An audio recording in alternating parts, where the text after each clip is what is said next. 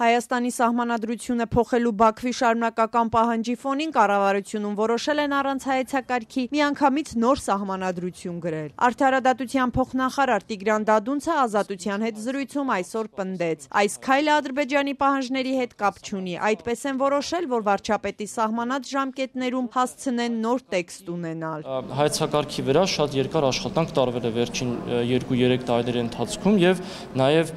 ունենք չասեմ հաստատված հայեցակարգ, այլ ունենք հայեցակարգային փաստաթուղթ եւ հիմա մենք հիմք ընդունելով այդ հայեցակարգային փաստաթղթերը եւ նաեւ խորհրդի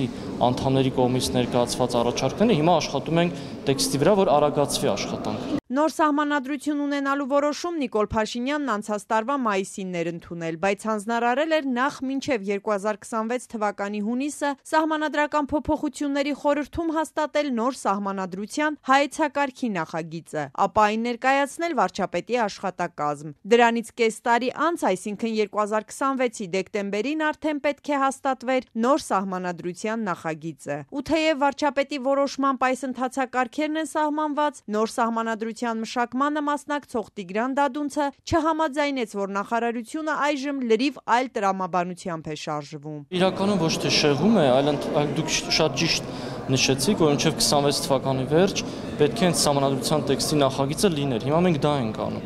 Այսինքն ի սկզբանե որոշվել դե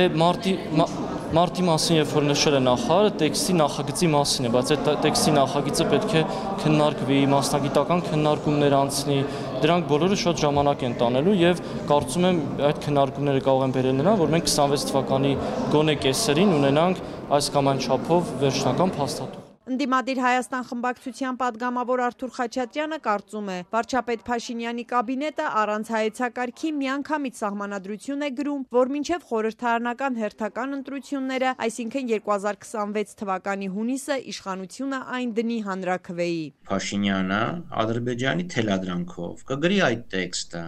այնուհետև կգնա բոլոր հնարավոր եւ անհնար ճնշումների, կեղծիքների, խարդախությունների, սպառնալիքների,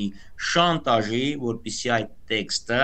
հանրաքվեով ընդունվի։ Իսկ իրեն պետք է այդ սահմանադրությունը հաստատվի հանրաքվեով, որպեսզի ըստ իր մտավարժանքների կամ հույսերի Ալիևը ստորագրի այդ թղթի կտորը, որի վրա գրված լինի խաղաղություն։ Եվ մենք պլանավորում ենք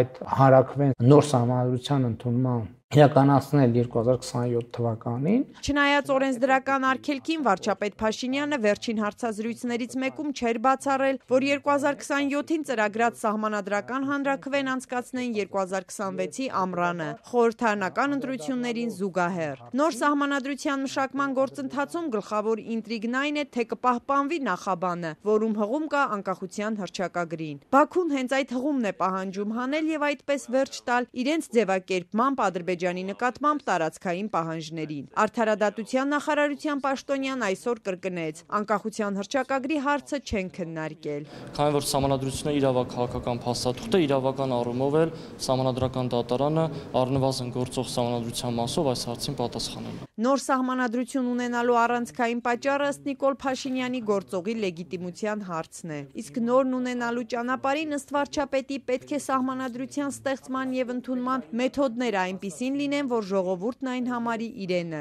Ընդդիմադիր պատգամավոր Արթուր Խաչատրյանի խոսքով առանց հայեցակարգի միանգամից տեքստ գրելու որոշմամբ իշխանության ստեղծած այս միֆն էլ է փլուզվում։ Ընդհանրապես, եթե իրենք խոսում են ժողովրդավարության մասին, լեգիտիմ սահմանադրության մասին, իհարկե պետք է լայն քննարկում լինի ժողովուրդը ինչ տիպի պետություն է ուզում։ Այդանից հետո արդեն կարելի է գնալ եւ տեքստը գրել։ Բայց իրան պետք է թղթի կտոր, որպեսզի տանի Ալիևին ցույց տա,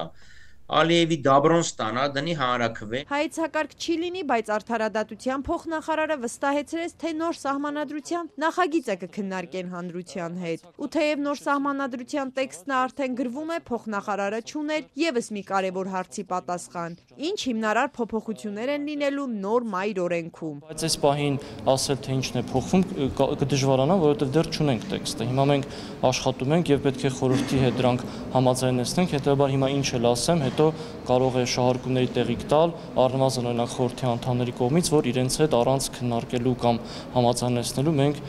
թեզեր ենք արտահայտում, որը իրենց հետ չի քննարկվել։ Իդեպ, այս պահին փաստացի չի գործում նաև սահմանադրական փոփոխությունների խորհուրդը։ Այն կես տարուց ավելի է նիստեր չի գումարում։ Մինչդեռ վարչապետի որոշման համաձայն այդ նիստերը պետք է առնվազն 2 ամիսը մեկ անցկացվեին։